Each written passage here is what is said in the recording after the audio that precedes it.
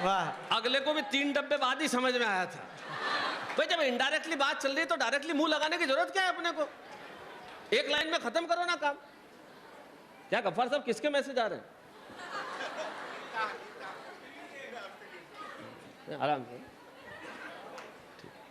60 साल की उम्र खुद ने बताई, ऐसे में ब्लड प्रेशर, डायबिटीज, उनका टाइम टेबल होता है, अभी ये गोली खानी है, अभी वो गोली खानी होता है, ऐसा अक्सर हुआ करता है। लेकिन मित्रों, अच्छा आप ये देखो, सब कभी भी कैसे, ये देखो सब, ये तो देखे, सुनने से ज्यादा देखने लायक है। इसकी शक्ल देखो आप, नाम दिग्गज, वजन 42 किलो टोटल इसका, और इसकी शक्ल में आप शक्ल देखो, आंखों में करुणा का और दरिद्र का ऐसा स्थायी भाव है जैसे इसका जन्म चंदा लेने के लिए हुआ हुआ।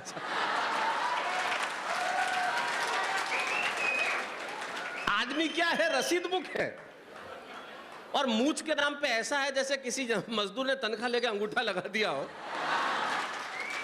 उज्जैन में रहता है, मैंने कहा एक बार पूछा किधर जा रहा है, बोले भाई साहब जिधर की हवा। अपने तो मर्जी से चलते ही नहीं, जिधर हवा चल रही है अपन भी निकल लेते हैं। कमाल के लोग हैं, एक से बढ़कर एक है। ये संजय झाला बहुत बढ़िया। लेकिन मैंने आपको बताया कि हमारे यहाँ वेस्टेज कुछ नहीं होता। देखो हम जानते हैं, मैं बहुत माइन्यूट ऑब्जर्वेशन का आदमी हूँ, और हम इसलिए कुछ भी वेस्ट नहीं करते क्योंकि हमारी टाइमिंग बहुत एक्सपर्ट है। हम लोग जो चीज टाइम पे करते हैं वही कर सकते हैं, और हम टाइमिंग के एक्सपर्ट इसलिए हैं। आप सुनना अध्यक्ष महोदय, बहुत काम की चीज आपके जीवन में काम आएगी, मैं बता रहा हूं आप। हम लोग टाइमिंग के एक्सपर्ट इसलिए हैं, ये मेरी टिप्पणी बड़ी मशहूर हुई, और ये मशहूर क्या हुई, बचपन से हमने यही किया है। हम मारवाड़ी लोग टाइमिंग के एक्सपर्ट इसलिए हैं कि हम सबके सब लोग चाय में पार्ले जी बिस्किट डुबो के खाने वाले लोग, और उसमें सबसे इंपॉर्टेंट है टाइमिंग। टाइमिंग। बिस्किट 1 सेकंड जल्दी उठा लो, कठोर का कठोर, 1 सेकंड देरी कर दो, ढूंढते रह जाओगे। और फिर आदमी कितना ही बड़ा कारीगर क्यों नहीं, ढूंढता जरूर है, किधर गया यार ये। तो हम लोग वो हैं, हम लोग चांद पे चले जाए, प्लॉट काट के बेच दे, हमारा तो कारोबार अलग है। अच्छा हमारे घर में कुछ वेस्ट होता है कि हमारे घरों में हमें चीज साफ करनी हो तो हम आवाज क्या देते हैं लड़के को, गंदा कपड़ा दे। बोले क्यों, हमें टेबल साफ करनी है। हम गंदे कपड़े से चीज साफ कर लेते हैं। घर में पापड़ के टुकड़े बच जाए तो भाभी जी सब्जी बना लेते हैं। हमारे यहाँ कुछ वेस्ट होता है क्या? आदमी का ब्रश टूटता है तो फेंकता थोड़ी है, उसे 3 साल तक नाड़ा डालेगा लेकिन फेंकेगा नहीं जिंदगी भर। और वेस्टेज तो हमारे यहाँ बर्दाश्त होता है नहीं। छाजर साहब, आदमी कितनी बड़ी कंपनी का मालिक क्यों नहीं हो, इनके घर में टूथपेस्ट खत्म हो, जब जाके देखो आदमी बेलन से 3 दिन का निकाल लेता।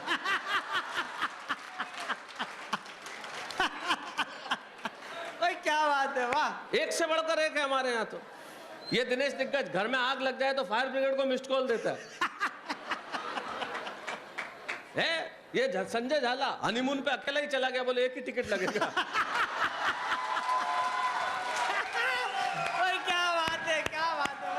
अबे मैंने कहा कुछ तो सोचा कर। लेकिन सबसे बड़ा वाला अब्दुल गफ्फार, आपको पता नहीं समझ में आएगा कि नहीं आएगा, कुछ भी वेस्ट नहीं करता। इसके घर में डेटॉल की शीशी फूट गई, इसने उंगली काट ली। अरे क्या बात है। शाम तक बैठा रहा, साला वेस्ट नहीं होना चाहिए। और हम वेस्ट इसलिए नहीं करते क्योंकि हम में, ये जो हम मारवाड़ी है, सुनना कि हम में और सारी दुनिया में बहुत बड़ा फर्क है। हम में और सारी दुनिया में बहुत बड़ा फर्क है। इसका मेरे पास बहुत बड़ा तर्क है। हम में और सारी दुनिया में बहुत बड़ा फर्क है। मैं दुनिया में जगह जगह जाके, आप देखिए, मैं इतने सारे देशों में जाता हूं, अपने शोज के लिए पढ़ता हूं, तारक मेहता करता हूं, टेलीविजन में जितने शो करता हूं, सीना तान के कहता हूं, छाती ठोक के कहता हूं। और आज नहीं, 35 सालों से कह रहा हूं, जब से इतना था कि मैं मारवाड़ी हूं। और इसलिए कहता हूं कि आदमी को आप मारवाड़ से बाहर निकाल सकते हो, आदमी के भीतर से मारवाड़ बाहर नहीं निकाल सकते, जो हमारे भीतर है। क्या बात है, क्या बात है भाई साहब, वाह वाह वाह। हमारा कोई मुकाबला कर सकता है? दुनिया में कोई माटी ऐसी पैदा नहीं हुई जो हमारा मुकाबला कर ले दुनिया में। अब ये इतने लंबे लंबे वाक्य बोलते हैं हमारे से। बोला इनसे, अब सुदीप भोला जबलपुर का, इसको पूछो तूने खाना खाया? नहीं भाई साहब, रास्ते में लेट हो गया था, खाना नहीं खाया, ढाबा नहीं मिला। 3 किलोमीटर लंबा सेंटेंस। इससे पूछा खाना खाया तो अंग्रेजी में, नहीं भाई साहब, I did not eat food. पूछो मारवाड़ी से, खाना खाया?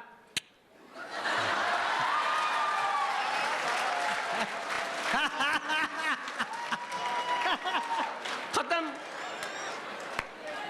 जब किच्च में काम चल रहा है तो पिच पिच क्यों कर रहा है आदमी? किच्च में। ये हमारी भाषा है, कोई मुकाबला कर सकता है हमारा? कोई दुनिया की कोई भाषा। हमारे मोहल्ले में एक ने कांच तोड़ दिया किसी की खिड़की का, तो जिसका कांच था वो बाहर आया और उसके बेटे जिसने को तोड़ा उसके बाप को बोला गया क्या करता है तुम्हारे बेटे ने कांच तोड़ दिया? बोले और तो गैलो है। अरे बोले तो फिर खुद के घर के क्यों नहीं तोड़ता? बोले इतो गैलो थोड़ी है। अरे क्या बात है, क्या बात है, वाह वाह, क्या बात है।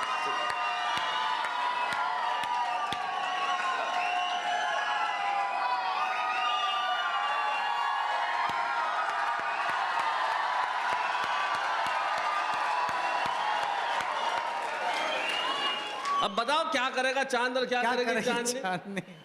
किसका बाप हमारा मुकाबला कर ही नहीं, उस रात पैदा नहीं हुए हम। हमारे जोधपुर में मैंने एक ये आया सुदीप बोला आया, मैंने कहा तूने जीवन में कहावत सुनी होगी माँ का दूध। मैंने कहा मारवाड़ में आ, तुझे नई कहावत बताता हूँ, बाप का दूध। बोले कैसे? मैंने कहा तू आ तो सही। जोधपुर आया ये, वहां एक हमारे दुकान है दूध मंदिर। मैंने कहा वहां जा, एक गिलास दूध पी और बगैर पैसे देके भाग जा। इसने दूध पिया, बगैर पैसे दिए भाग गया। पीछे से दुकान वाला था, बाप रो दूध है। अरे अरे क्या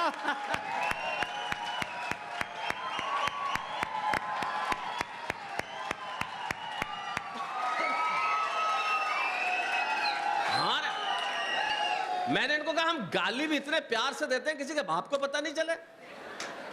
लड़का क्लास में होमवर्क करके नहीं लाया, इससे शिक्षा मत लेना, गलत बात की शिक्षा मत लेना।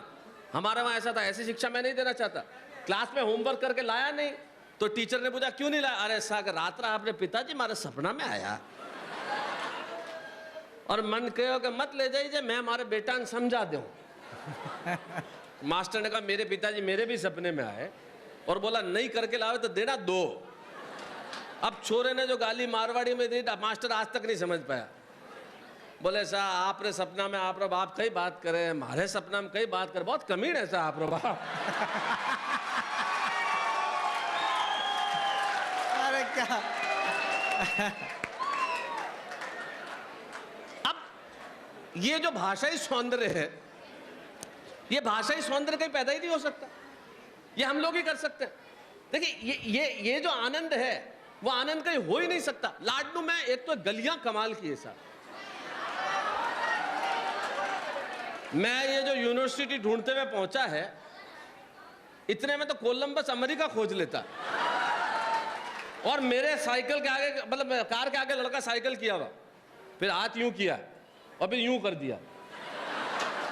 मैंने रोका, मैंने कहा इसका क्या मतलब? पहले मुड़नो कैंसिल कर दियो। क्या बात है, वाह, बहुत अच्छा भैया।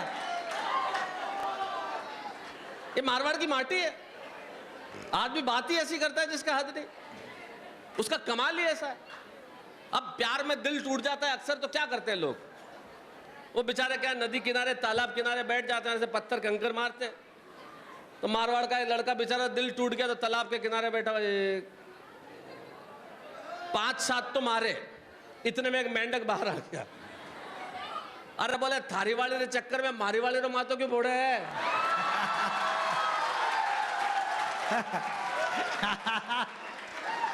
क्या बात है। ये क्या हुआ बेटा? सॉरी नारायण, मुझे डिस्टर्ब करने के लिए, लेकिन मेरे को आपसे हाथ मिलाना था। क्या नाम है बेटा आपका? नाम धैर्य, लेकिन रहा नहीं गया। दे रहे लेकिन इनके माँ बाप को प्रणाम करना चाहता हूँ। ये होता है असली मारवाड़ी। बोला 5000 लोगों की भीड़ में फेमस होना है, चली जा बेटा, देखी जाएगी। ये होता है असली मारवाड़ी। हाँ, प्रोग्राम यूनिवर्सिटी का, पैसा तेरापन समाज का, तू जा, तू तो बस मिल के आता। ये क्या बात, ये कमाल होता है। लेकिन मैं आचार्य श्री महाश्रमण जी को यहां से प्रणाम करना चाहता हूं, जब काठमांडू के अंदर धर्म का डंका बजाने जा रहे हैं। इस वक्त बिहार पे है लगभग महाश्रमण जी, और पहुंचने वाले हैं अभी तो काठमांडू या बॉर्डर पे ही है। मैं सौभाग्यशाली हूं कि पिछले वर्ष और कुछ वर्ष पहले भी जसोल उनके दर्शन करने गया था। और उसके पहले भी मैं उनके दर्शन कर चुका हूँ, उनका आशीर्वाद प्राप्त कर चुका हूँ। ये मेरे लिए बहुत बड़ी सौभाग्य की बात है।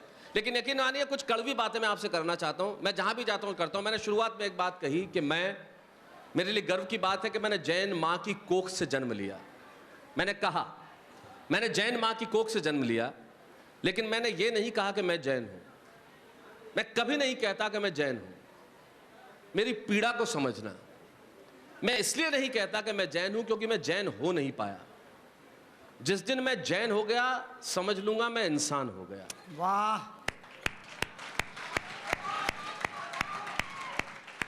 जो शस्त्र उठाता है वो वीर होता है, जो शस्त्र त्यागता है वो महावीर होता है। मैं जैन नहीं हो पाया। मेरे लिए धर्म का अर्थ ये नहीं है, यकीन मानिए मेरे लिए धर्म के अर्थ बहुत अलग है। सत्य, अहिंसा, अपरिग्रह, अस्तेय, ब्रह्मचर्य। मैं किसी भी सिद्धांत का पालन नहीं कर पाया। मैं कैसा जैन साहब बताइए, मैं कैसा जैन हुआ? मुझे कई बार पीड़ा होती है। कोई फर्क नहीं पड़ता। हम आज तक इसी में उलझे हुए हैं कि हम सफेद वस्त्र पहने या वस्त्र नहीं पहने। हम आज तक इसी में उलझे हुए हैं कि हमारे मूर्तियों के नेत्र बंद हो या खुले हो। जैन होने का मतलब यह नहीं है कि पर्युषण में उपवास कर लूं। जैन होने का मतलब यह नहीं है कि मैं चौवियार रख लूं। जैन होने का मतलब यह भी नहीं है कि मैं जमीकंद नहीं खाऊं। जैन होने का मतलब यह नहीं है कि मैं आंबिल कर लूं, मैं तप कर लूं, मैं प्रतिक्रमण कर लूं। जैन होने का यह अर्थ है ही नहीं। यकीन मानिए मैं भोजनशाला में अपनी तस्वीर लगाने के लिए करोड़ों रुपए खर्च कर दूं और मेरे दरवाजे से कोई भूखा चला जाए तो यकीन मानिए मैं जैन हूं ही नहीं। मेरा धर्म बिल्कुल अलग है। हम लोग, यकीन मानिए, मैं अक्सर कहता हूं ईश्वर से कि मुझे जैन होने की ताकत दे।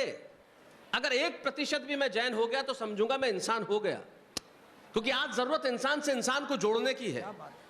हम कितने, यकीन मानिए जो मैं कहना चाहता हूं उस कड़वाहट को समझना।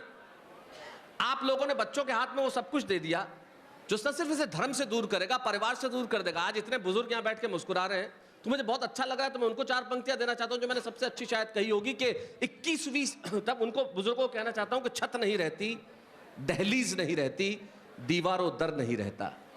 छत नहीं रहती, दहलीज नहीं रहती, दीवारों दर नहीं रहता, और घर में बुजुर्ग ना हो तो घर घर नहीं रहता। क्या बात है, क्या बात है भाई साहब, वाह वाह।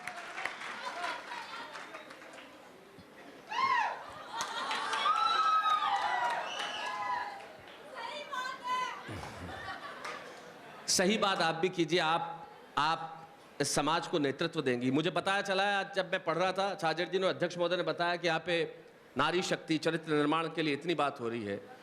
तो मैं आप सबसे कहना चाहता हूँ, मैं इससे ज़्यादा कुछ नहीं कह सकता। 1983 में जब मैं इतना सा था तब मेरी भाषा अलग थी।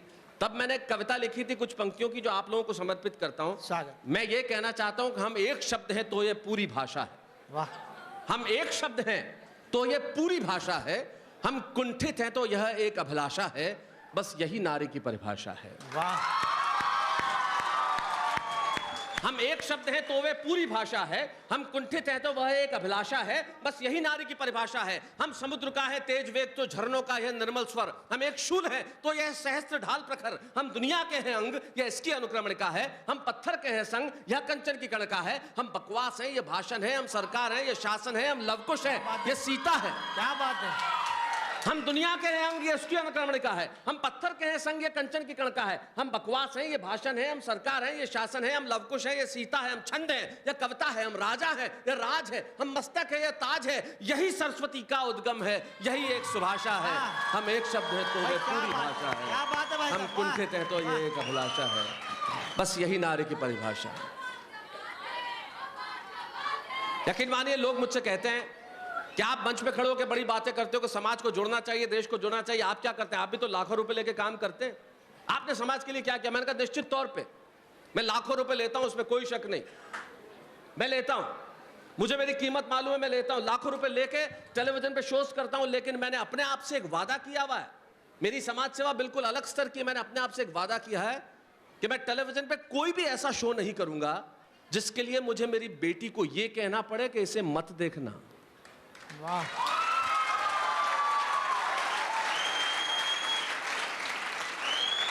टेलीविजन के में हास्य के नाम पे हम क्या देखते हैं? मुझे बड़ा गुस्सा आता है कई बार। हास्य के नाम पे हम क्या देखते हैं?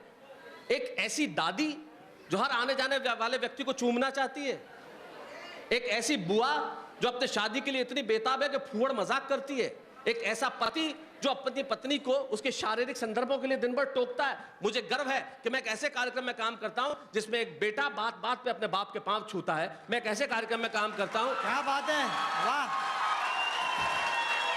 जिसमें एक पोता अपने दादा की उंगली पकड़ के चलता है। मैं एक ऐसे कार्यक्रम में काम करता हूं जिसमें सारे धर्मों के लोग एक सोसाइटी में रहते हैं। और सबसे बड़ी बात, मैं एक ऐसे कार्यक्रम में करता हूं जिसमें 10 बार हम जय जिनेंद्र बोलते हैं। मैं उस कार्यक्रम में काम करता हूं।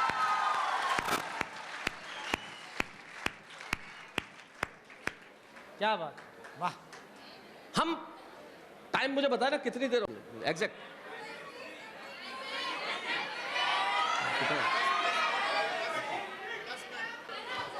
हाँ हाँ मैं कर लूँ, बिल्कुल चिंता मत की। मैं ये चलिए कोई बात नहीं, ये आप लोगों की मोहब्बत है, यकीन मानिए बहुत अच्छा लगता है। और राजस्थान की माटी को मैं तो इतना अच्छा लगता है क्योंकि मैं सारी उम्र यहीं पला, यहाँ पढ़ा। दिनेश ने कहा कि मैं अपनी ज़मीन नहीं छोड़ पाता, इसीलिए नहीं छोड़ पाता कि इस माटी की यादें इतनी कमाल की है। और आज भी मैं मारवाड़ आता हूं तो यूं लगता है कि माँ की गोदी में आ गया हूं। मैं मारवाड़ आता हूं तो यूं लगता है भाई साहब, वाह वाह वाह। कि इसका आंचल मेरे सर पे है, क्योंकि अपनी धरती और यहाँ रह के भी मैं जहाँ पहुंचा वो आप लोगों की मोहब्बत और प्यार ने पहुंचाया।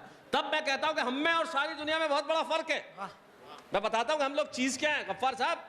हम में और सारी दुनिया में बहुत बड़ा फर्क है। इसका मेरे पास बहुत बड़ा तर्क है। हम मारवाड़ी हैं क्या? हम में और सारी दुनिया में बहुत बड़ा फर्क है। इसका मेरे पास बहुत बड़ा तर्क है। स्पेलिंग देख लो, MARVADI, मारवाड़ी की स्पेलिंग देखो, MARVADI। हम में और सारी दुनिया में बहुत बड़ा फर्क है। इसका मेरे पास बहुत बड़ा तर्क है। स्पेलिंग देखो, MARVADI, M से MTNL, A से एयरटेल, R से रिलायंस, V से वोडाफोन, A से एयरसेल, D से डॉल्फिन, I से आइडिया। सारी दुनिया में अपना नेटवर्क है। बताओ कितना बड़ा। क्या बात है, वाह, बहुत अच्छे भाई साहब, वाह, सुपर। सारी दुनिया में अपना नेटवर्क है। हम चांद पे चले जाए, प्लॉट कॉट के बेच दे, हमारा तो असर ही कमाल का है। हम लोग ऐसे लोग हैं। मैं चाइना गया एक बार प्रोग्राम शेंजेन, ये संजय झाला मेरे साथ में था। अब एड्रेस पता नहीं, जिसको सब चिंगमांग चू, किसी को ना हिंदी समझ में आवे ना इंग्लिश।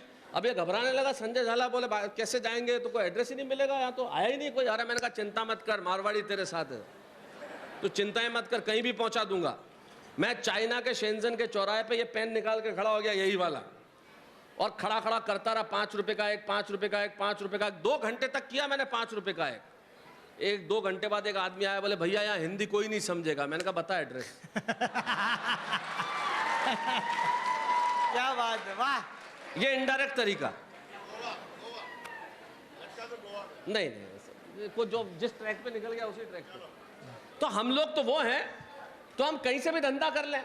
चाइना क्या, कहीं से भी धंधा कर लें। मेरे चाचा जी हैं, मोटरसाइकिल, गफ्फार सुनना, मोटरसाइकिल। मेरे चाचा जी हैं, उनका थोड़ा सा प्रॉब्लम क्या है बेचारों का, उनके वर्ड जो हैं वो बाद में निकलते हैं, एक्सप्रेशन पहले आ जाता है। एक दिन आए मेरे पास सुबह, बोले, मैंने कहा क्या? मैंने कहा क्या? मोटरसाइकिल? हाँ। तो मैंने कहा क्या हुआ मोटरसाइकिल? बाजार जाओ तो। हाँ, तो मैंने कहा बाजार जा रहे थे तो क्या हुआ? बोले बाजार जा रहा था, रास्ते में एक गांव वाले की धोती क्लच में अटक गई। तो मैंने कहा फिर? पाट गई। मैं कही, बोले धोती। मैंने कहा फिर? बोले धोती पाटी, मैं जाऊन लागो, वो मारो हाथ पकड़ लियो, कट जावे। मैं कहा क्यों? बोले धोती फटी है, पैसा दे। मैं पूछियो कितना रही है? बोले 70 रुपए। मैं 70 रुपए दिए। अब वो जाने लगा, मैं हाथ पकड़ लियो, कट जावे। बोले क्यों? बोले पैसा दिया, धोती दे।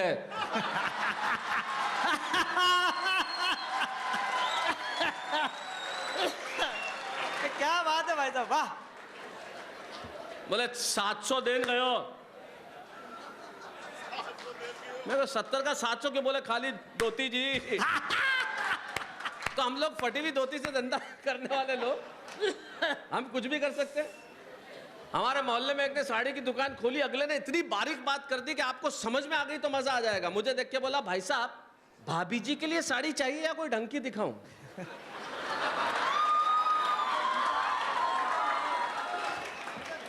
हैं?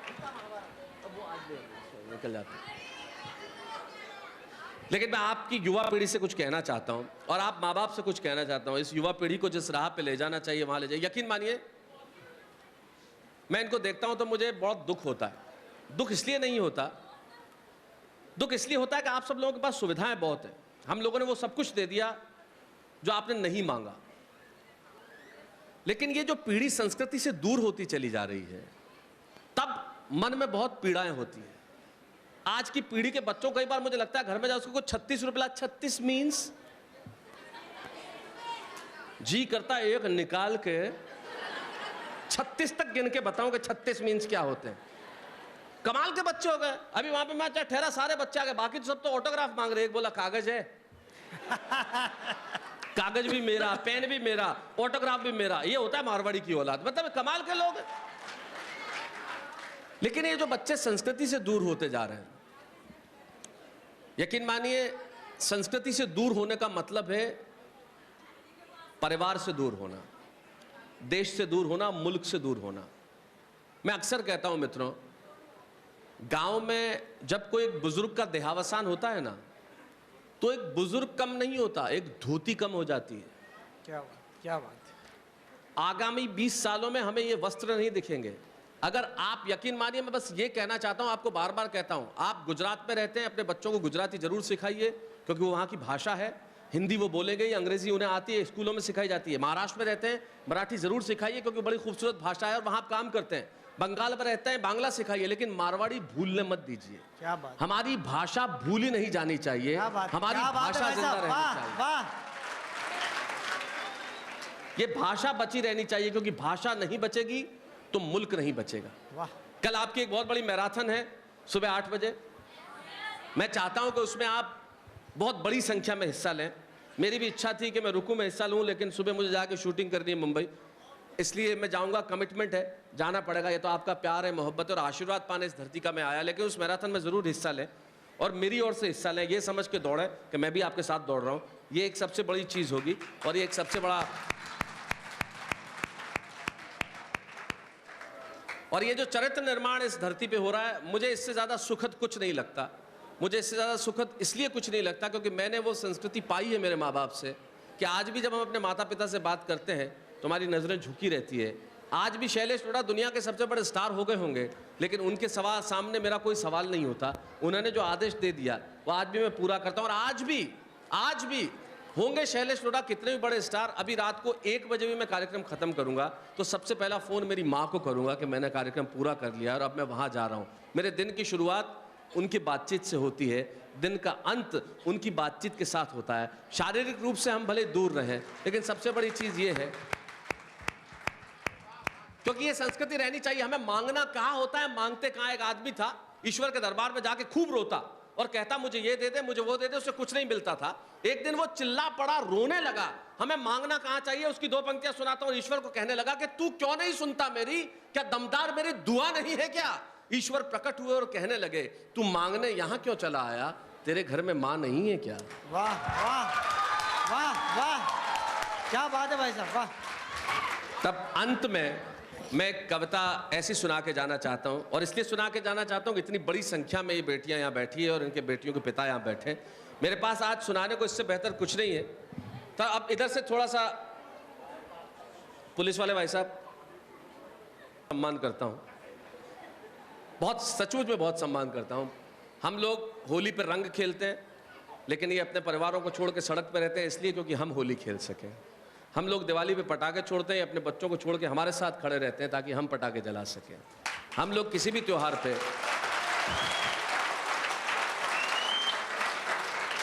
इसलिए पुलिस वाले जब जो कुछ मांगे चुपचाप दे दो।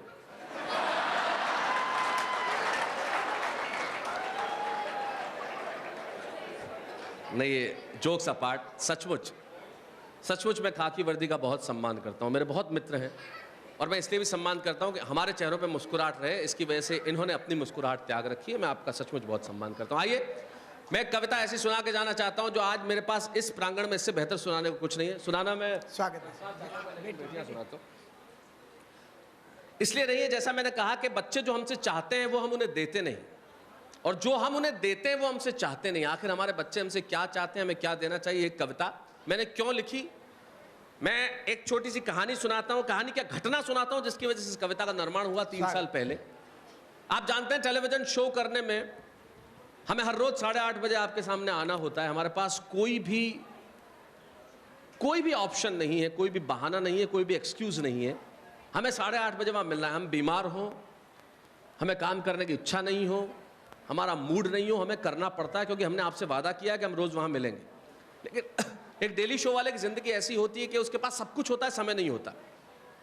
और एक समय ऐसा था 3 साल पहले, जब मैं तारक मेहता का उल्टा चश्मा, वाह वाह क्या बात है, बहुत खूब, नुक्कड़ के शेर, न जाने कितने शोज करता था। मेरे पास सब कुछ था, समय नहीं था। मैं मुंबई में 24 घंटे काम कर रहा। मेरी बिटिया जोधपुर में राजमाता स्कूल में पढ़ा करती थी। उस वक्त छोटी सी बिटिया उस वक्त वो पढ़ती थी, अब तो बड़ी समझदार हो गई है। वो समझदार तब भी थी। तब मैं राजस्थान उदयपुर में एक शो करने के लिए आया।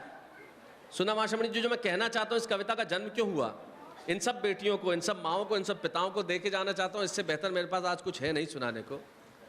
मैं उदयपुर एक शो करने के लिए आया। राजेश साहब, तो मेरी बिटिया का मेरे पास फ़ोन आया किसी काम से। उसने अंग्रेजी में सवाल किया, वेयर आर यू। वो मुझे बब्बू कहती है, बब्बू वेयर आर यू, आप कहाँ हैं। मेरे और उसके संपर्क भाषा थोड़ी अलग थी। मैंने कहा मैं उदयपुर में हूँ। तो बोले उदयपुर इज़ इन राजस्थान। मैंने कहा हाँ।